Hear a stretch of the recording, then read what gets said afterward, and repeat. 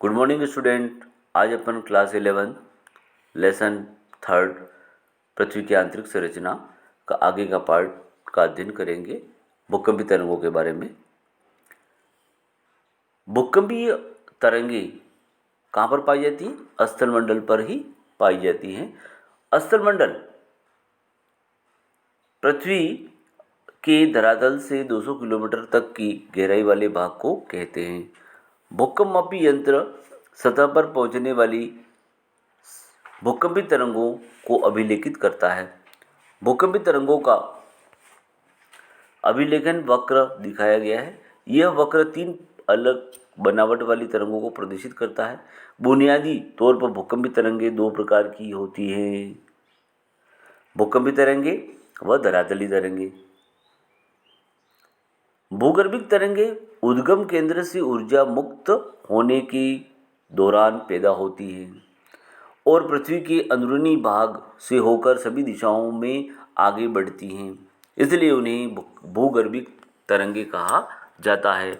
भूगर्भिक तरंगों एवं धरातलीय शैलों के मध्य अन्योन्य क्रिया के कारण नई तरंगें उत्पन्न होती हैं, उन्हें धरातलीय तरंगे कहा जाता है। ये तरंगें धरातल के साथ साथ चलती हैं। तरंगों का वेग अलग अलग घनत्व वाले पदार्थों से गुजरने पर परिवर्तित हो जाता है। अधिक घनत्व वाले पदार्थ में तरंगों का वेग अधिक होता है।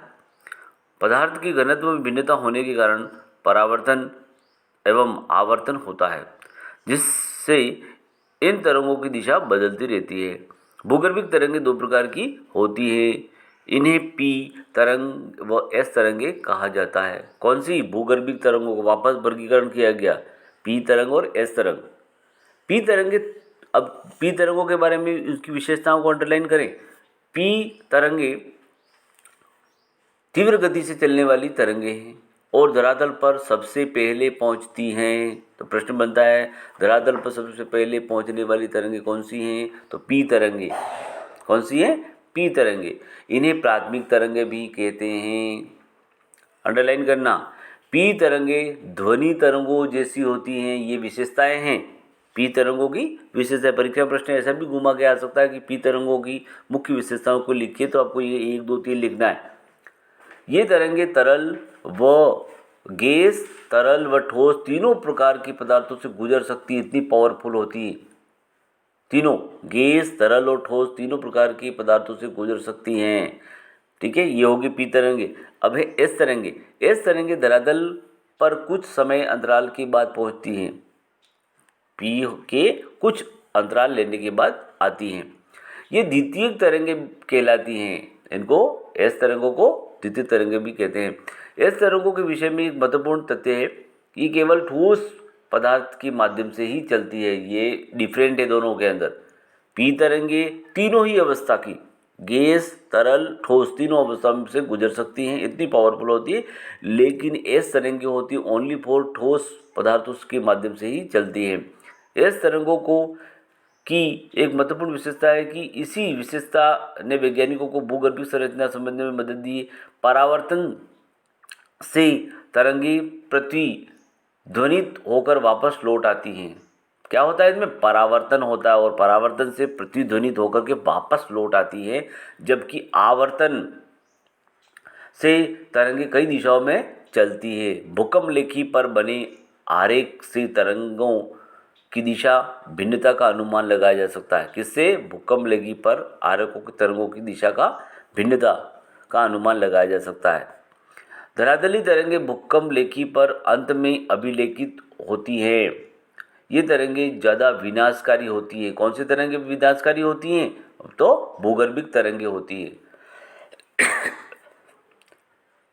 इनसे सेल विस्थापित होती है और इमारतें गिर जाती है। नेक्स्ट है भूकंपीय तरंगों का संचरण।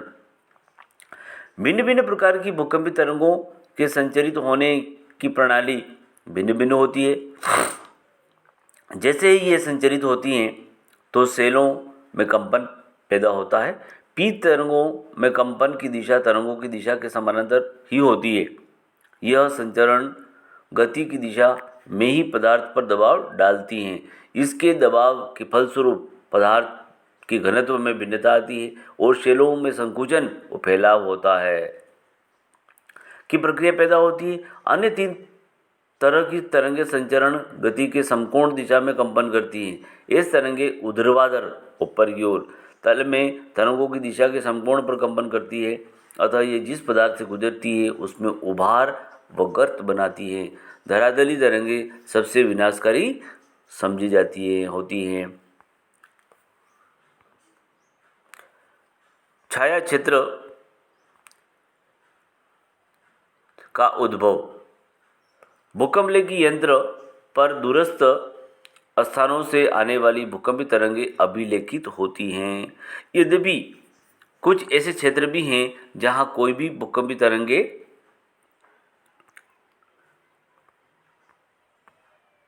अभिलेखित नहीं होती। ऐसे क्षेत्रों को भूकंपीय छाया क्षेत्र कहा जाता है। तो भूकंपीय छाया क्षेत्र किसे कहते हैं, प्रश्न आ सकता है। ऐसे क्षेत्र जहां पर किसी भी भूकंपी तरंग का अभिलेखन नहीं होता है, ऐसे क्षेत्रों को भूकंपीय छाया क्षेत्र कहते हैं। विभिन्न भूकंपीय घटनाओं के अध्ययन से पता चलता है कि एक भूकंप का छाया क्षेत्र दूसरे भूकंप के छाया क्षेत्र से सर्वदा भिन्न होता है। लेकिन भूकंप अधिकेंद्र से 105 डिग्री के भीतर किसी भी दूरी पर P व S दोनों ही तरंगों का अभिलेखन करते हैं। कहाँ तक? भूकंप अधिकेंद्र से लेकर के 105 डिग्री के भीतर ये P और S तरंगों का अभिलेखन करते हैं। भूकंपलेखी अभिकेंद्र से 145 डिग्री से परे केवल P तरंगों के पहुंचने को ही दर्ज कराते हैं और S तरंगों का अभिलेखन नहीं करते। अतः वैज्ञानिकों का मानना है कि भूकंप अधिकेंद्र से 105 डिग्री और 145 डिग्री के बीच का क्षेत्र जहां कोई भूकंपीय तरंग अभिलेखित नहीं होती, दोनों प्रकार की तरंगों के लिए छाया क्षेत्र है। 105 डिग्री से परे पूरे क्षेत्र में S तरंगे नहीं पहुंचती। S तरंगों का छाया क्षेत्र P तरंगों के छाया क्षेत्र से अधिक विस्तृत है। अंडरलाइन करें इसको।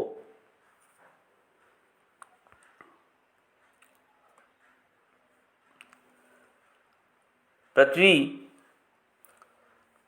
के चारों तरफ प्रतीत होता है। S तरंगों का छाया क्षेत्र केवल विस्तार में बड़ा है, वरन यह पृथ्वी के 40% भाग से भी अधिक है। अगर आपको भूकंप अधिकेंद्र का पता हो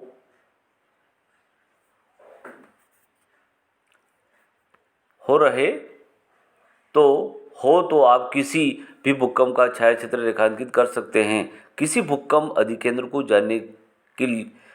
जानने का विवरण बॉक्स में दिया हुआ है। भूकंप के प्रकार।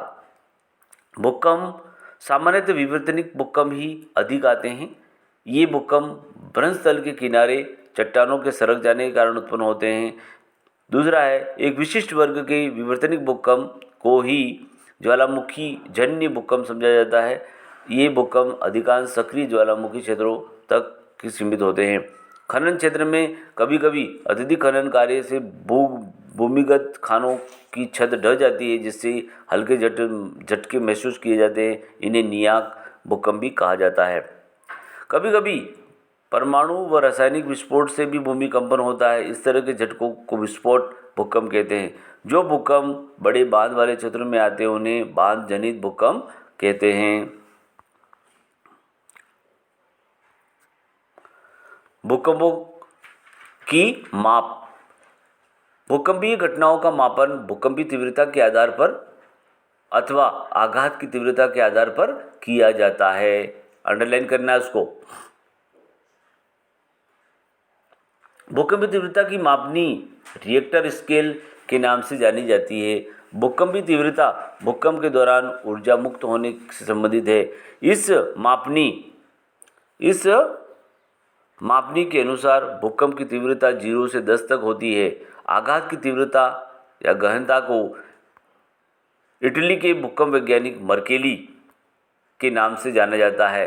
यह झटकों से हुई प्रत्यक्ष हानि द्वारा निर्धारित की जाती है। इसकी गहनता 1 से 12 तक होती है। भूकंप के प्रभाव। भूकंप एक प्राकृतिक आपदा है। भूकंपीय आपदा से होने वाले प्रकोप निम्न प्रकार हैं। क्या होता है इससे?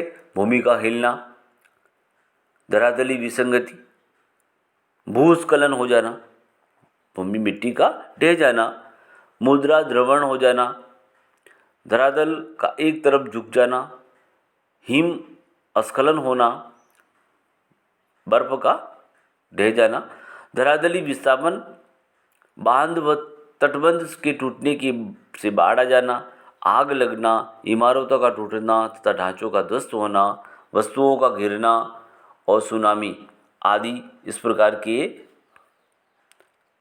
प्रभाव पड़ते हैं। अब इसके कुछ क्वेश्चन आंसर हैं जिनको आपको करना है। भूगर्भिक तरंगे किसे क्या है? भूकंपी तरंगे छायाक्षेत्र कैसे बनते हैं?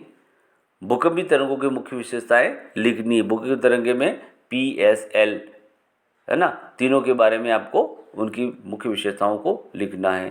धन्यवाद।